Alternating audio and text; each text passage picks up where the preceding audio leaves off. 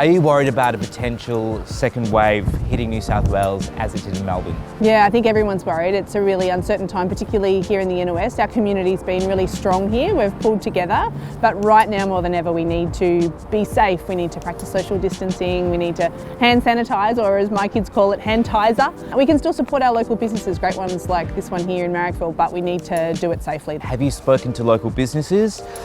What is the current mood like? It's been really tough for local businesses, and I think of lots of young people across the inner west who have been hardest hit.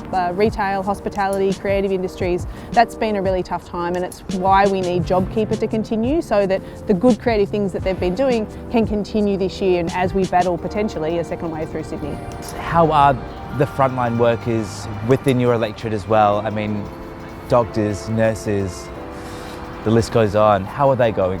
Our frontline workers, our public servants, there are over 5,000 of them here across the electorate that I represent. We're talking about our teachers, nurses, doctors, bus drivers, cleaners. They're at the front line keeping us safe every day. And down in Summerhill, they're doing thousands of tests every day. Our public health professionals are putting themselves on the line and their families to keep us safe. So we need to keep supporting them. People in the community frustrated that people aren't, practicing social distancing now that everything's kind of relaxed. I know everyone wants to get out and about, and like me, you want to get the kids out of the house, want to get to a cafe, get to a park, but we don't want to see what happened in Victoria happen here in New South Wales. But making sure also that if you have any symptoms that you go and get tested. Go and see the amazing nurses down at Prospect Road, Summerhill, get tested. It's really quick and simple, but most importantly, you'll be doing the right thing for your community and for your family.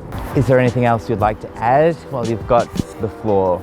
Look, I just want to give a real shout out to the people who have been really creative during this time, the local businesses that have come up with innovative ways to keep people employed, to keep our community socially connected. Also the lots of community groups that have particularly looked after the elderly in our community. Social isolation is a real scary thing for lots of people, and we need to look out for one another and keep our community strong.